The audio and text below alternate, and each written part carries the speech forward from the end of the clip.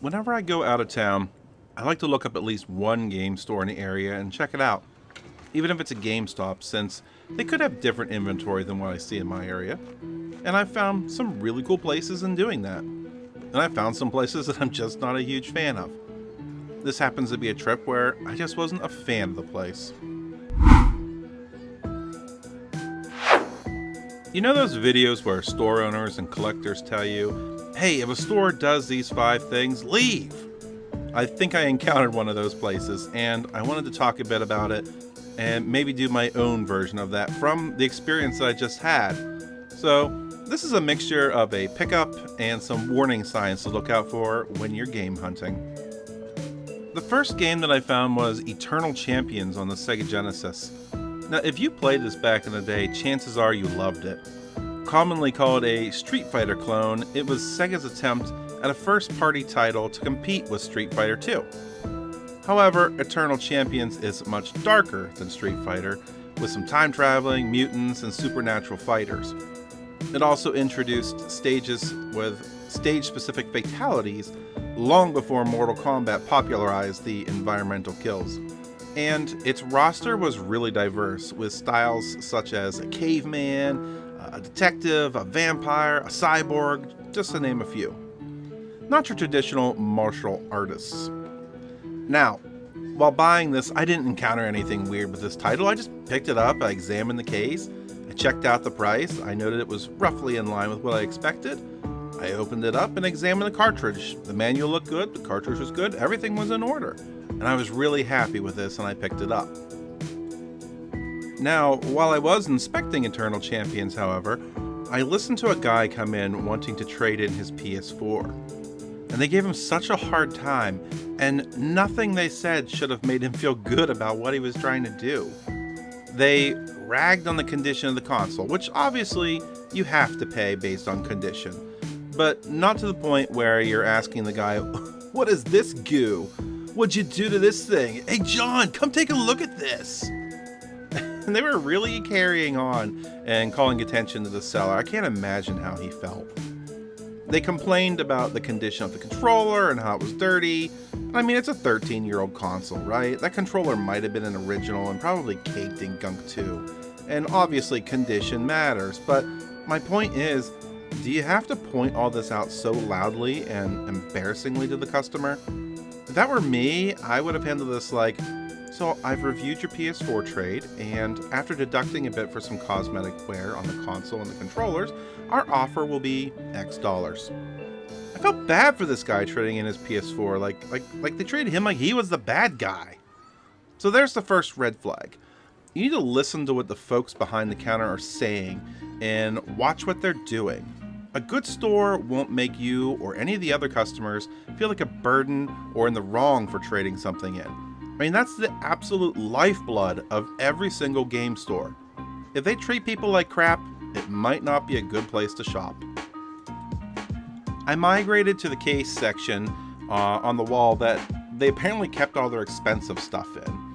And it was so odd to me because I couldn't figure out what expensive really meant in this store. I'm so used to stores that keep everything on the shelf, and the only things that are in cases are typically those games that are above what they originally were MSRP. So, games like PS4's Deadpool, perhaps Rescue Rangers 2 on the NES, definitely Earthbound on the SNES. So you know the kind of game I'm talking about. But here they had games that were $20 in this case. And I thought, what on earth was I experiencing? So I saw one of my personal most wanted games of 2026 in this area. That's Harry Potter and the Sorcerer's Stone on PS2. And for those not aware, this is not just a port of the original PlayStation game with the same name. It's an entirely new game built for the PS2 and much harder to find than the PS1 variant. So I waited for an opening in the customers to ask an employee to help me with getting this since it was locked behind the case. And one came over and picked it up. He didn't even let me look at it. He just walked it to the counter. And I stopped and asked, can I see it? And they looked at me like I was crazy, or that they would have to even interact with me, the lowly customer, And in some way they said, sure, when you finish your shopping, we'll crack it open. Again, what on earth was I experiencing here? I wanted to verify that the manual was in there, that the disc was clean and didn't have to have any like buffer residue all over it, that the cover art was clean. Where are you going with the game that I wanted to buy? So another red flag. I couldn't even look at the game that I wanted to buy.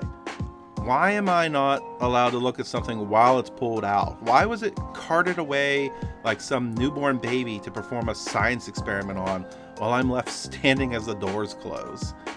If they don't let you touch the games or see them as they pull them from the case, it might not be a good place to shop. So at this point, I'm thinking, I just want to finish up my shopping and get out of here. It's a really awkward place, but they had a decent assortment of PS3 titles, so I made sure to look at them in case they had something that I don't really see that's on my own wish list. And sure enough, they did. So I picked up Bleach Soul Resurrection and went to open it, and I couldn't open it. It was taped shut with packing tape. I mean, who does this? I can't even look at the game again.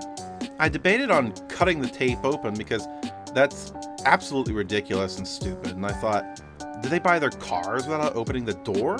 Obviously not. So I hold on to the game and I hold back wanting to slice it open. And I find a copy of Motorstorm Apocalypse and was pretty psyched to find it to add to the collection too, but it's also sealed. Not like new sealed, with packing tape sealed.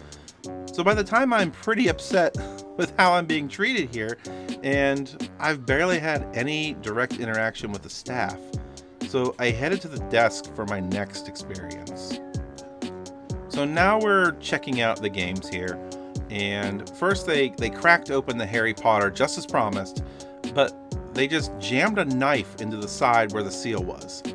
The woman that was doing this then, and this is what really got to me, she grabbed the disc with her long-ass fingernails.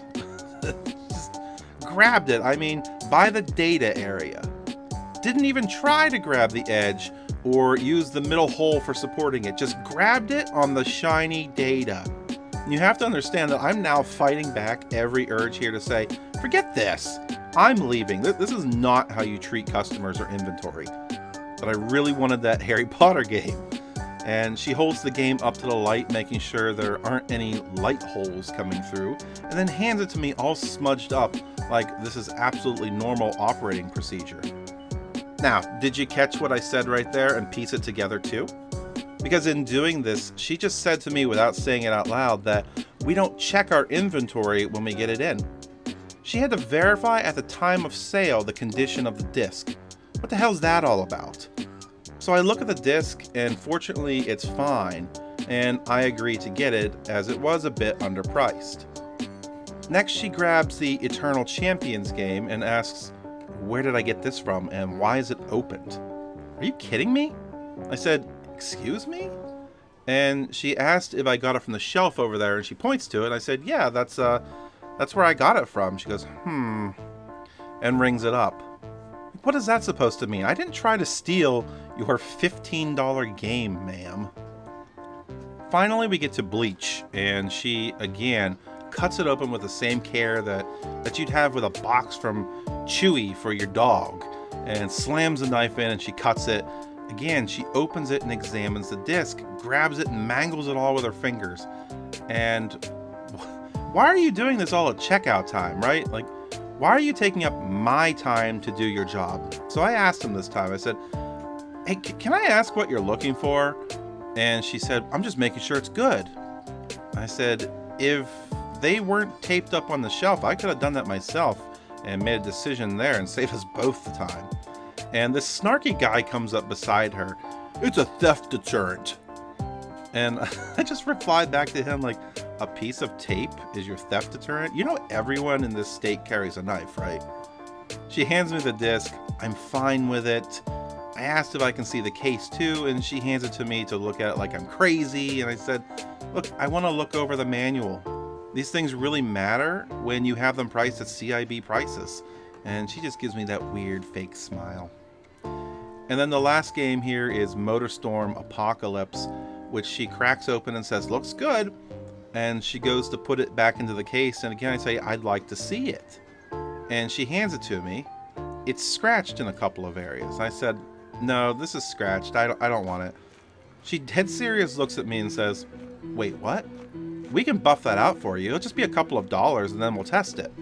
I said, you'll charge me to buff the game that you took in and probably paid less due to the condition based upon the conversation I just overheard with the man selling the PS4. And then you didn't even buff it to bring it out to the price that you are currently charging it to me for, a very good CIB copy?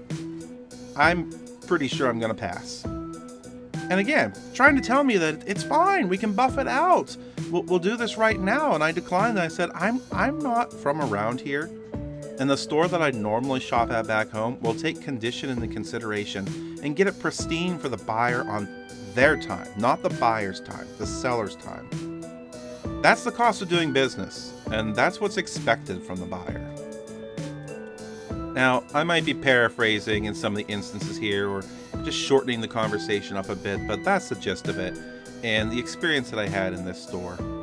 Am I going to go back there? It's not likely. I really didn't like being treated like I'm a criminal and that their time is more valuable than mine. I really didn't care for their attitude, like they know way more than I do and just assume that I'm some moron from the same town that they're from, where apparently they feel everyone there is stupid. I mean, if you know anything, you had to look at some of the items that I was purchasing and at least thought I know something that is less common or rare when I see it. So the final lesson here is, if a game store tries to hide their ineptitude or puts the negative experience on you that could have been avoided or done on their time, then the store is probably not for you. I'm glad I expressed my concern, but I doubt that it had any impact.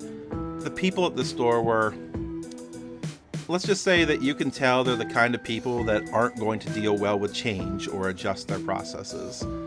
It's just a real shame when a store with a decent selection just totally ruins the user experience. At my full-time job, the user experience is extremely important because we know that a good user experience increases user adoption, and the increased user adoption increases the likelihood for renewals or return customers. Let that be a lesson to everyone in every form of sales and customer service. And I'll catch you next time. Now let's go build a collection.